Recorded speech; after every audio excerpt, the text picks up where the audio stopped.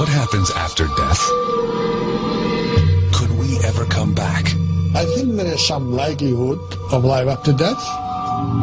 The answer may come from children, remembering a life before they were born. Our work provides evidence that we should strongly consider the possibility of reincarnation.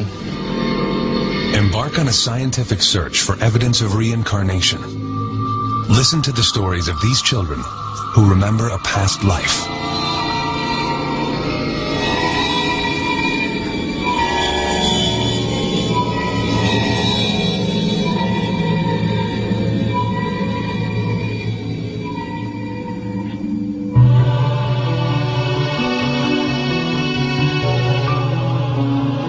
Everybody was asleep when the fire came.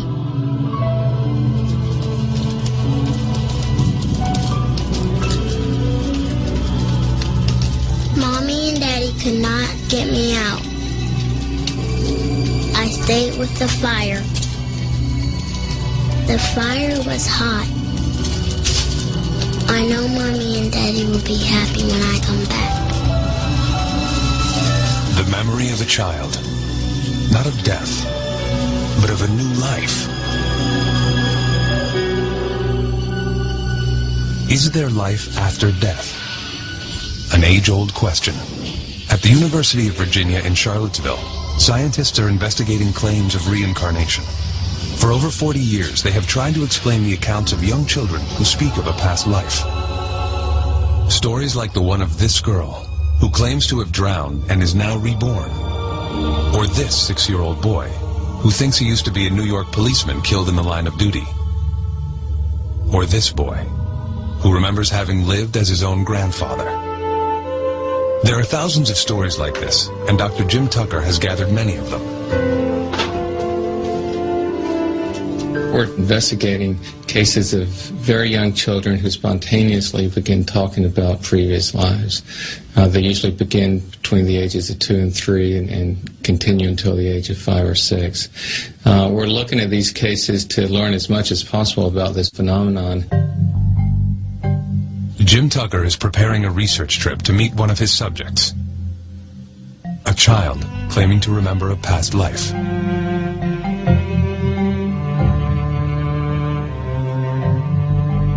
Gus Ortega is a little boy in Colorado who has talked about being his grandfather. This began when he was 18 months old, and he's made a number of statements that seem quite specific.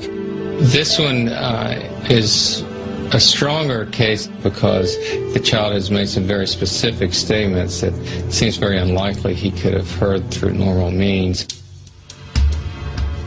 Gus Ortega's case is only one of many. We've been studying these cases for the last 40 years.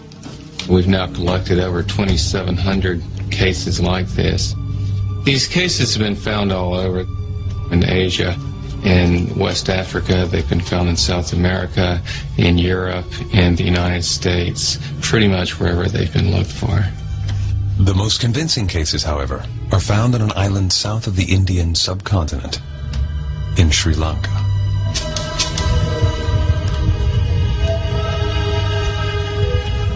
Sri Lanka, a mystical place. A place also where people believe strongly in reincarnation. Most of the island's inhabitants are Buddhists. One of the reasons may be why there are so many cases of children remembering a previous life.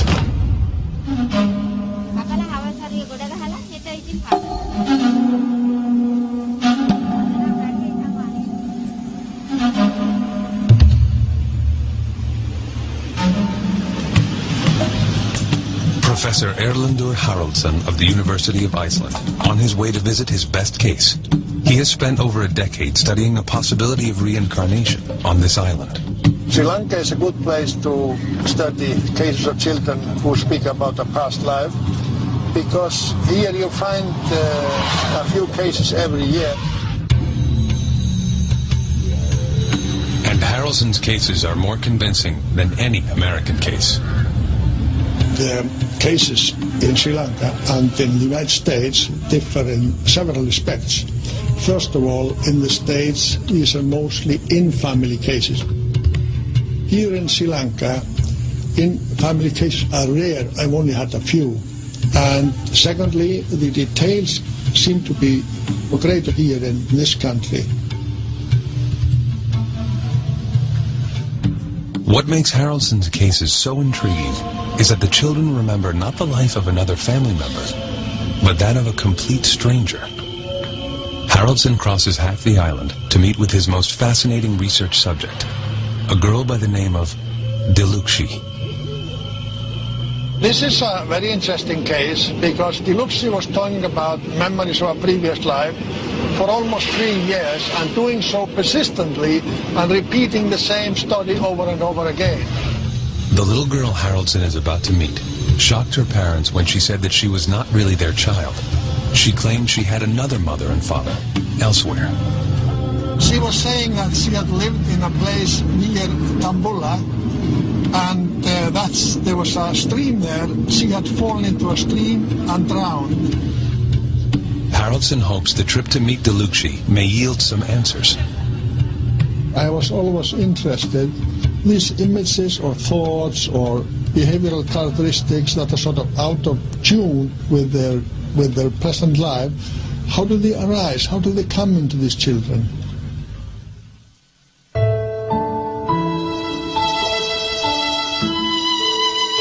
In a place not quite that far away, a hospital in America. An old man is dying.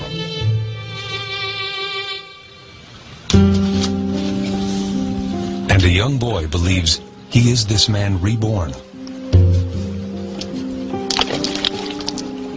Gus Ortega is a normal 6-year-old. Like most boys, he cherishes his time with his dad. But this relationship is different. Gus remembers that he played with his dad in a previous life. Only then, he was the father, and his dad was his son. This is the case that UVA scientist Jim Tucker is investigating. Whenever I go to see a case, I go with a certain amount of skepticism. I never go with the assumption that this is reincarnation. And that's also the same approach that I have with the work as a whole. We're here because this is an interesting phenomenon, so we're trying to learn as much about it as possible. Catch it! Oh, good job! Grandpa Augie died in 1993. His son Ron found him lying on the floor in his home. A stroke. Grandpa Augie died 5 hours later. He was a shopkeeper. He sold everything people wanted to buy, and he loved his family.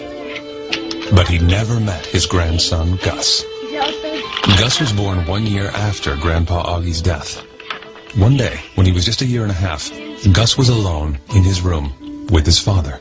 Ron came out and told me that he had just finished changing Augie's diaper, and that he looked right up at him and said, "You know, Dad, when I was your age, I used to change your diaper." I was flabbergasted, to be honest with you. I thought it was just kind of strange, especially the choice of words to say that phrase, "when I was your age," for this little 1.5-year-old toddler.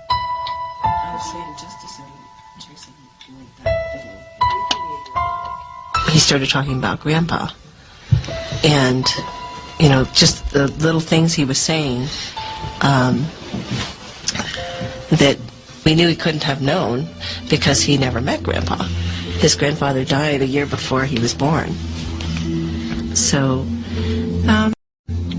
yeah, we were pretty puzzled about it. Then one day, Ron Ortega brought a set of old photos home, and something even more remarkable occurred. And I said, "Oh, look, look at this old photograph." And he came up to it and he goes, "Oh, there's me." I mean, I was like, just totally astounded, you know. It just stopped me, you know, cold. I mean, because how would he know that? Gus would make more statements like that over the course of the next years. He would recollect episodes of his grandfather's life that even Ron could hardly remember. And he was there. Gus knew more about his grandfather than he should have. Is this evidence of reincarnation? How else can these children remember another life? The case files of Dr. Jim Tucker will yield more clues.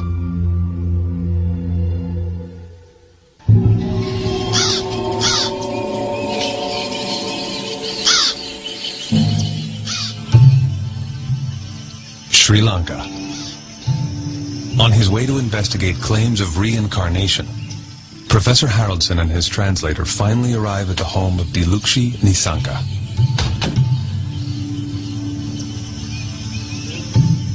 She's the girl who remembers having drowned in a river and is now reborn.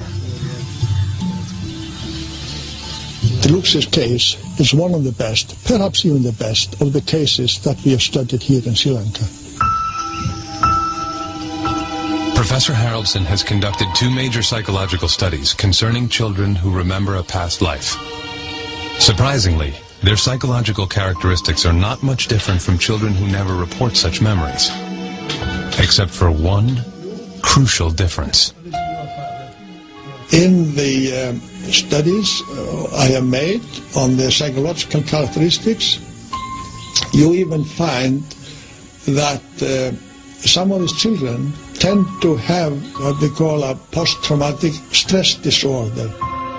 The question is, how does it get there? They have not experienced anything particularly death-threatening in this life, but they have these images of having died in another life. This may be the reason for this apparent post-traumatic stress disorder. Has Dilukshi really lived before? These children, they are experiencing something real. It is psychologically real.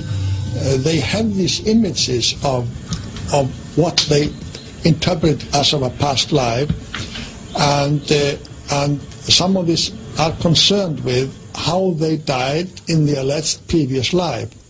And that's usually a painful way of death. It's a violent death, unexpected death, sudden death. Could Dilukshi just be making her stories up?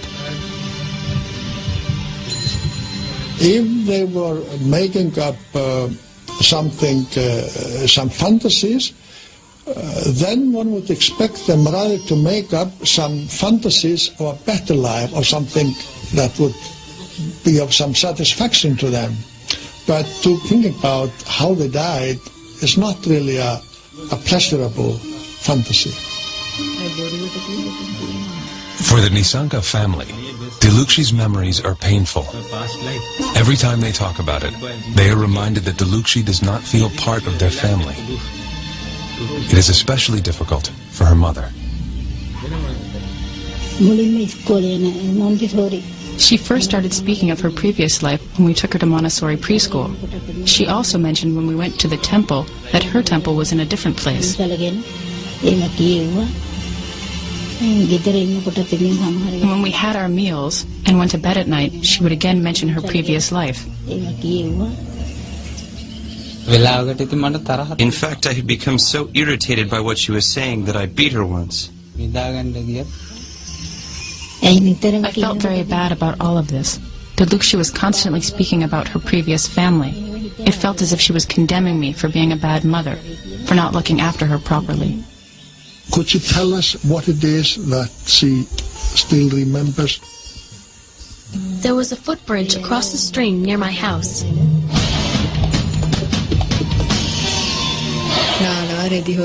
People from the village would walk across the bridge and bathe in the stream. There was a rock near my house where I used to play shop with my friends. I have always felt that I don't belong in my present family. Their furniture and belongings are different from the family I remember. I remembered very clearly the clothes and goods of my previous family. From my earliest memories, I felt like an outsider, and that I must do whatever I could to find my real family. ඉතින් මට ඉතින් හිතන්නවා මේ මගේ අය නෙමෙයි මම මෙහාට ආරම්භලා දීලා වෙන්නද කියලා. Which means these memories are real to Delukshi.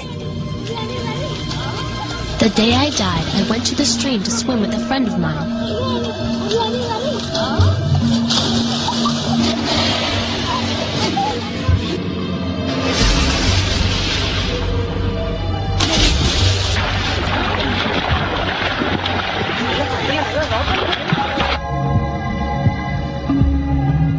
And then, somebody pushed me.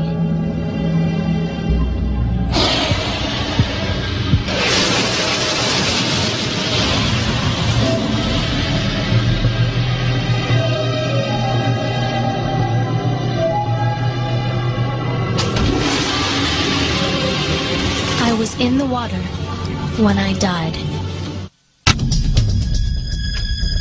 When I was Grandpa Augie, I died in the hospital.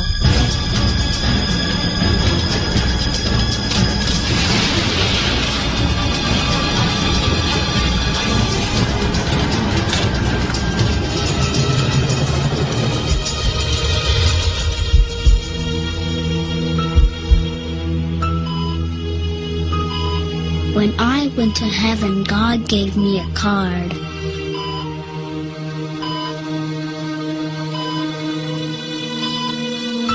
Everybody with a card like that is allowed to come back.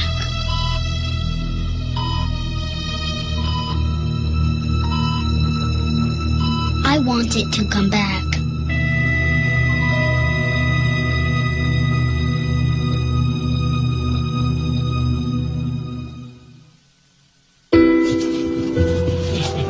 The Ortega home in Colorado. Jim Tucker from the University of Virginia cannot just reject what little Gus has to say about a previous life.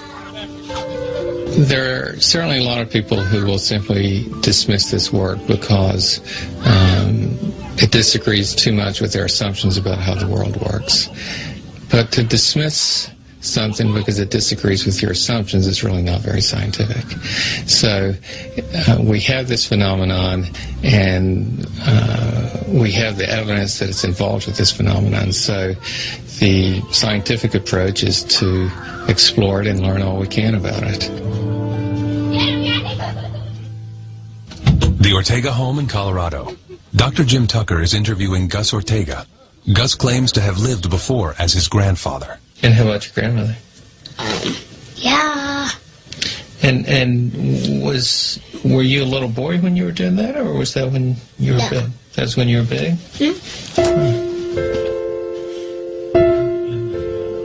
Is Gus telling the truth? Tucker has no way of knowing. That is why the most crucial information in many cases come from the parents. Jim Tucker interviews Kathy and Ron Ortega. Standard procedure. And when was the next time that he said something that suggested he had information, that he knew things about your dad? Gus said, I had a sister, but she died. She's a fish now. And we said, she's a fish? What do you mean? What happened? Fish now. And we said, she's a fish? What do you mean? What happened? And he said, well, some bad guys hurt her. Mm-hmm. And that really made me stop, because I only recently heard the whole facts of this story about my father's sister. And she indeed was murdered, and she was thrown into San Francisco Bay. A family secret. Little Gus could never have heard about this story, because even Ron Ortega did not know about his father's sister. How could his son? I really hadn't thought of reincarnation or even putting that word in connection with what was happening. I wasn't brought up, with learning about reincarnation. I was brought up Southern Baptist, and certainly did not hear about reincarnation. If you had told me that a year ago, yeah, right. You've come back. But, now, anything can happen. Yeah, anything. In his hotel room, Jim Tucker reviews his notes. There are many questions, especially when it comes to same family cases, like the Ortegas. Whenever we investigate a case, we certainly have to assess the reliability of the informants. With this same family case, we always have the concern that the family members are grieving for the lost family member and therefore have the wish that the child would be returned. Despite the possible weaknesses with cases like the Ortegas, there are still many questions that nobody seems to have convincing answers to. Whether you accept the idea that this necessarily means reincarnation, which means a soul that moves from one body to the next, that's for each person to decide.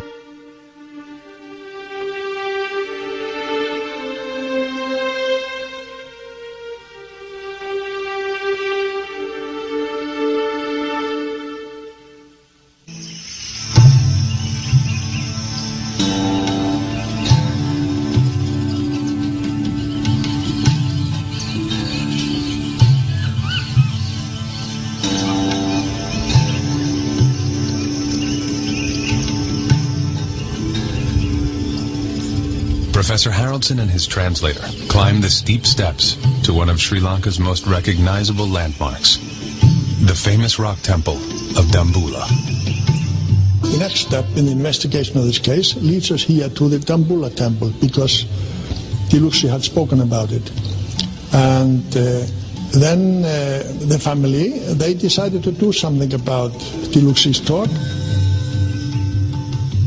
Diluksy's parents decided to call the abbot living in this temple and ask him if he knew of any girl who had died in this area and who fit the description given by Diluksy.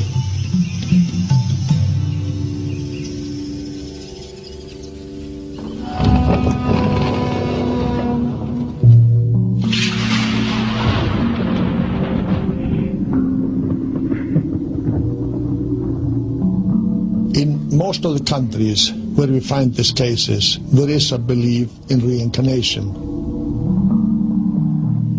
If a culture principally allows for the concept of rebirth, does that make reports of previous lives more likely? May that be one of the reasons why the best cases can be found in places like Sri Lanka? Here in Sri Lanka, we find most of the cases among Buddhist families. Of course, the majority of the population here is Buddhist, about 2/3. But we also find some cases among Christians, and we even find a few among the Muslims. So the cases in Sri Lanka are found in all the major religious communities. The key to solving Diluksy's case may very well lie with the abbot of the rock temple. Haraldson and his translator can count on the fact that here, their investigation will be taken seriously, because reincarnation is a common concept for a Buddhist monk.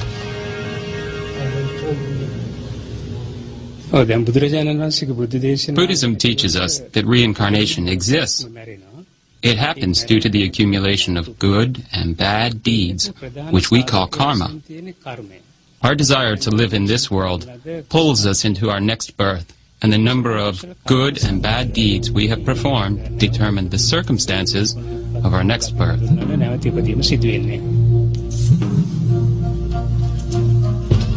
But in the case of Diluksy, the abbot is unable to help. He knows of no other family that matches Diluksy's memories. Instead, he refers the scientist to the local newspaper. A personal friend of the abbot's, a journalist, decided to investigate Diluksy's claims after speaking with the monk. This is how the story continued. Mr. Apipala, he learned about the case. He went and interviewed Diluksy and the parents about what she had been saying about a previous life. It was then published a few days later. And this newspaper has a distribution all over the country. For the journalist, it was a good story.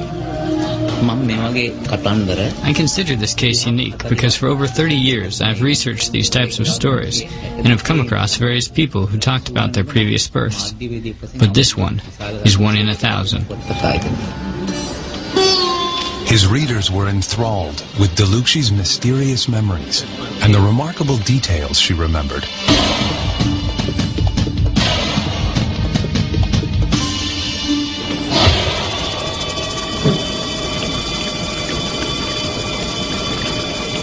But for now, one question remains unanswered. Will the scientists find a match to Deluxi's memories of an earlier life and death?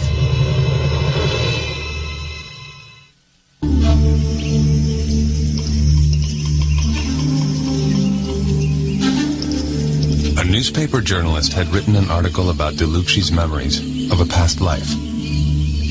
The article mentioned that the girl thinks she used to live near the Dambula rock temple. Several weeks after the article was published, the mail arrives at the Nisanka home.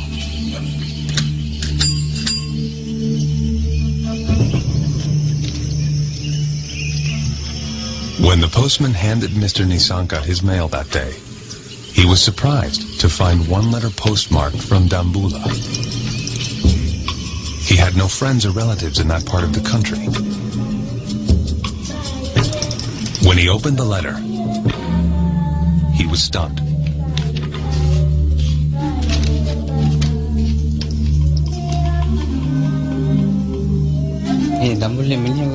I was very surprised to receive a letter by a Mr. Ranatunga. He lives in Dambula. I was stunned when I read that his little daughter had died just the way Deluxi had always talked about. He talked about the river and the footbridge. His little girl was called Shiromi. Shiromi's father confirmed many of Deluxi's statements, and he said he would like to meet her. I missed my previous parents very much, and I longed to see them again. After this letter, my second mother was finally convinced, and she agreed we would go and meet with them. There was nothing her current parents could do. Deluxi was now determined to meet the people who she believed were her true family. If they would not take her to them, she threatened to run away.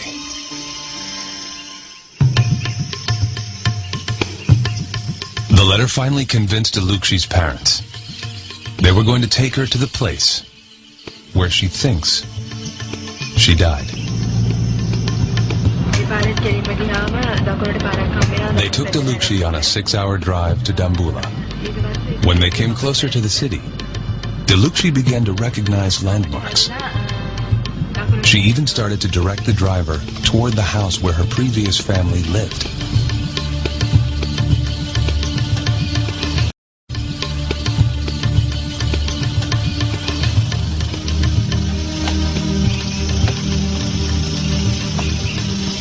Even today, after several meetings, it is still a moving reunion.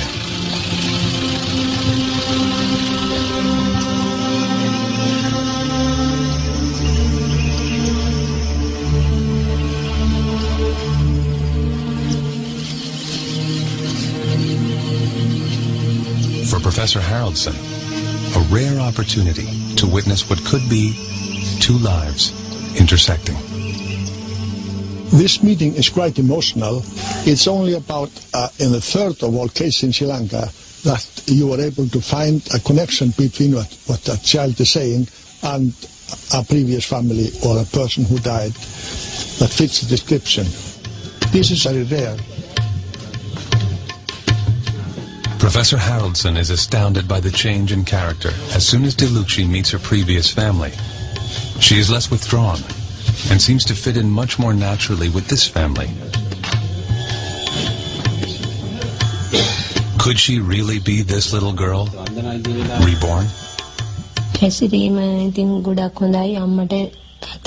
Shiromi was a very obedient girl who never left the house without informing us where she was going. She always left the house with her younger brother and her sister to swim or to play. And one day she just did not come back. I was so upset that Shiromi hadn't returned home that I ran about looking for her. When they found her in the water, I fainted upon hearing I'd lost my daughter.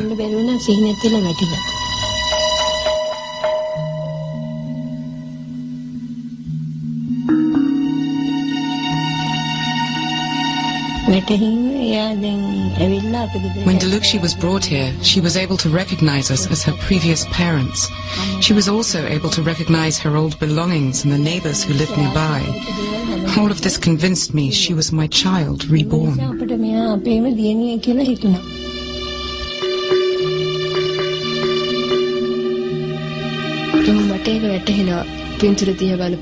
I know I am that little girl over there in that picture. When I saw my previous parents and previous brother and sister, I felt very happy. It felt like I was finally returning home after a very long time away. At the end of the day, Delukshi takes Professor Haraldson for a walk to show him the sights of her previous life. When we compare how well these statements fit the life of Shiromi, we find that about 12 of them, and we have around 20, about 12 of them fit really well and are fairly specific. Delukshi leads Professor Haraldson to the rock, where she claimed she played as little Shiromi. It is a flat rock formation, just as she had described.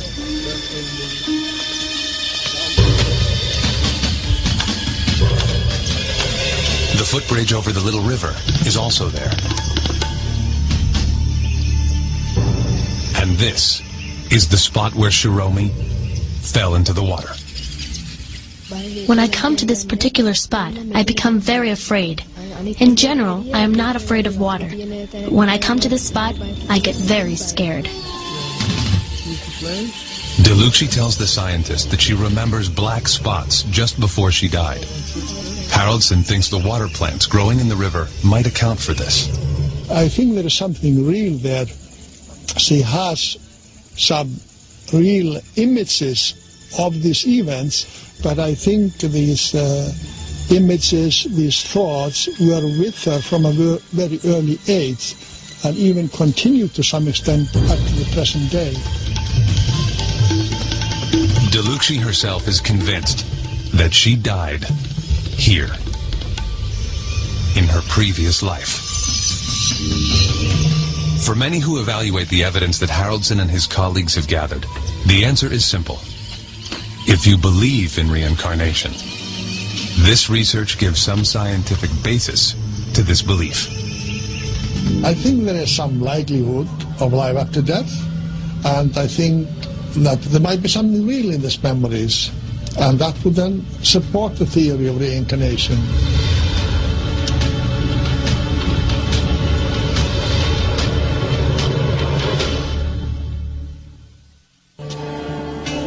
But despite how convincing Delukshi's case may sound, not everybody agrees with these findings. One of the dissenters is Dr. Richard Wiseman of the University of Hertfordshire, near London. He has taken a long, hard look at the evidence that the reincarnation scientists have compiled. The question is what's going on there? And I think part of the problem with assessing the situation is you simply don't know the role that chance could play. In order to answer that question, Wiseman has devised a very simple experiment. He invited a random selection of children into his institute and asked them the same questions that researchers investigating claims of past lives would ask. The experiment that I carried out was really to test the notion that if you took a child and simply had them make up a story, can you take that information, then go away and compare it to the details of children who unfortunately have actually died and find some kind of match, the type of match that the researchers who are involved in reincarnation claims actually find in their work. More often than not, the children would easily engage Wiseman in a conversation about dying. What my experiment aimed to do was to find out the role that chance plays in claims of reincarnation. Dr. Wiseman videotaped his interviews with the children in order to have a record of their fantasies. After an initial period of shyness, the children opened up and played along with Wiseman's experiment. One of the children I spoke to was Molly, and we asked her just to make up a story. She came up with the idea of another child called Katie, who was also 3. What colour hair would you have? Any colour hair at all? Red. You have red hair? She had blue eyes. She's wearing a pink dress with flowers on it. She ran away. When Katie ran away, Molly? What? When Katie runs away, the good or bad things happen? Is there anything bad ever happened to Katie? Bad? Oh, what's bad that's happened? The monsters got Katie. Oh, what were the monsters like? Ugly. Ugly monsters. What happened? No. What happened to Katie when the monsters got her? Monsters bit her. Bit her? So what happened to Katie? Died. She died. Oh. That was the story that Molly came up with. Now, what we wanted to know was, of course, if you took that story and you tried to match it against stories where genuine children, unfortunately, had actually died, could you find a match? And what we found was quite remarkable. We looked through the newspaper archives for stories, often very tragic stories, where children have been involved in accidents or have been abducted, been killed, and so on. One particular story matched the imaginary story that Molly had given us. The actual child was 3 years old. The actual child had red hair, blue eyes, a pink dress with flowers on it. The child lived very close to the seaside and enjoyed going to the beach. One day they ran away from the house, unfortunately were abducted and were killed. So out of the 17 facts that Molly gave us, 13 of them were absolutely correct. Now, if Molly was claiming to have lived before, this would be the reincarnation case of the decade. Yes. This result even spooked Molly's mother, who knew for certain that her daughter had only made up the story. I found that quite shocking. There was actually something really happened. Because I know even if there's no connection, you sort of instantly feel connected then to something because of, what Molly made up. I instantly sort of felt connected or felt for the parents of that particular child. The notion that we've lived before is obviously very, very radical. And so part of what I was doing was trying to work out how can we assess the validity of the claims for reincarnation. I don't think we're finding out anything about the paranormal. I don't think we're finding out anything about whether or not we actually live in a previous life. We're finding out a great deal about psychology, about the way in which people can fool us and we can fool ourselves.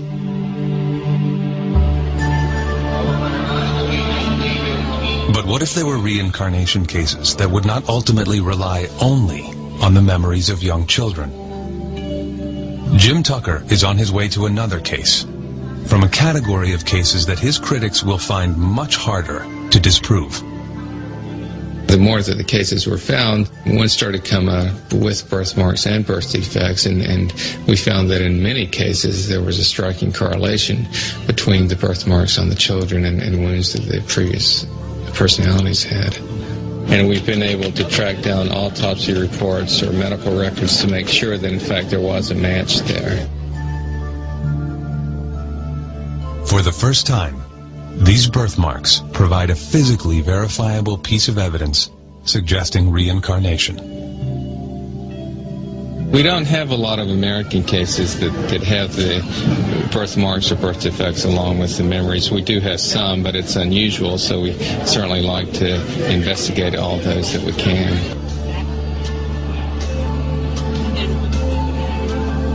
And Jim Tucker is about to visit one of these cases.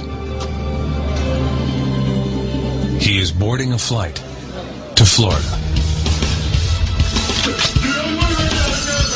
to meet a boy who remembers being a New York policeman killed in a hail of gunfire.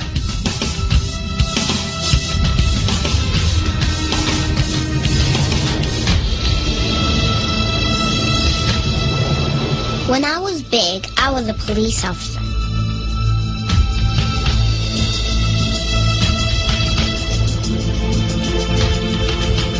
walked into a store one night. They were bad guys, too.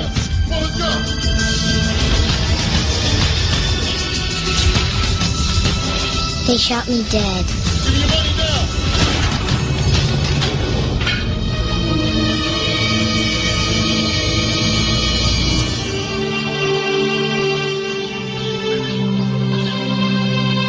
Pensacola, the home of Maria Hagedorn.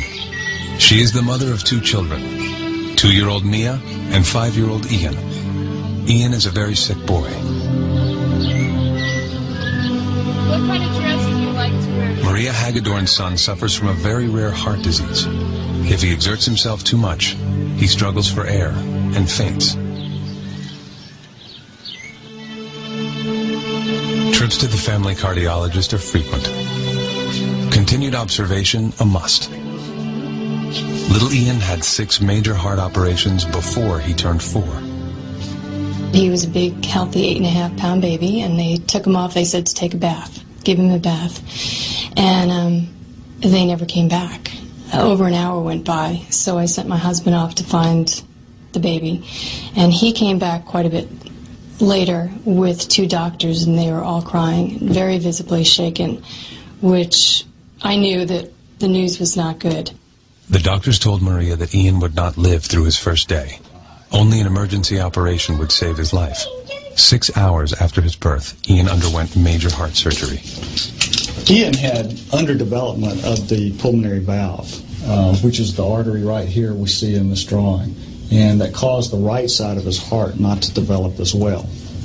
And what that leads to is a lack of oxygen in his blood. So it's a condition where he is essentially suffocating because not enough oxygen is delivered to the brain and to the rest of the body.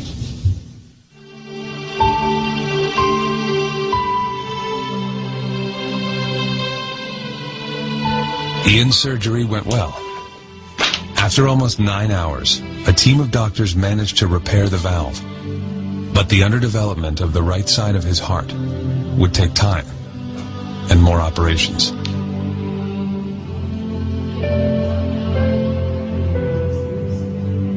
Ian's life is still at risk today. What brings Jim Tucker to this case is an event that took place over a year before Ian was born. My dad was a police officer, and he walked into Radio Shack, and he could tell something was going on. 2 guys up at the front desk pulled a machine gun out of their overcoat and pointed it at the manager. And my dad pulled his revolver and said, "Drop your weapons, I'm a police officer." And somebody was shooting him quite immediately after he said that.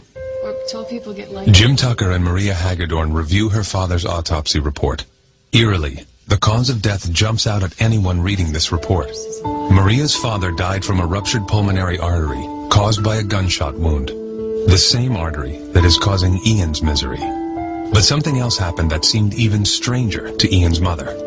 The first time was when he was about 3, and I was doing some work in my office, and he was making quite a bit of noise, and I had threatened him with a spanking if he didn't quiet down. And he stood there and looked at me and said, "When you were a little girl and I was your daddy, lots of times you were bad and I never spanked you," which just kind of blew me away. He didn't get a spanking. And then Ian began to talk more about his grandfather.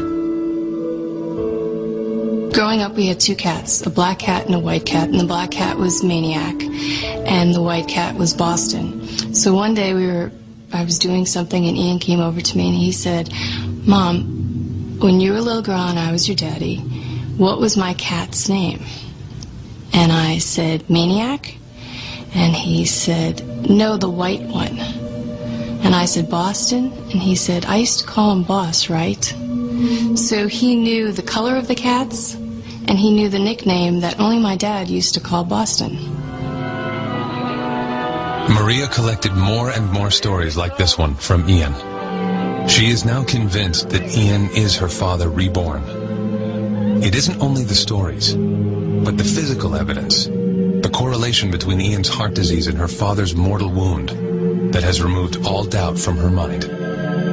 Much of these cases often involves memories and statements and behaviors. The birthmarks are something that's completely objective, and it's something that is beyond memory or beyond chance. Maybe Ian's memory is fooling him. Perhaps his random statements are connected to his grandfather by pure luck. But it's the combination of memory and physical evidence that is so convincing. I didn't want to go back, but God just gave me to you. God gave you to your mom? Yes. Even though you didn't want to come back? The case of Ian Hagedorn demands the question, what does all this evidence mean? There are obviously huge questions here which we haven't even begun to try to answer, such as, is there a soul? If so, what does that term even mean? How does it get carried over from one life to the next? When you look at all these cases, you can certainly focus on the weaknesses if you choose to. But I think there's also enough here so that if you choose, you can step back and say that there may just be something remarkable going on.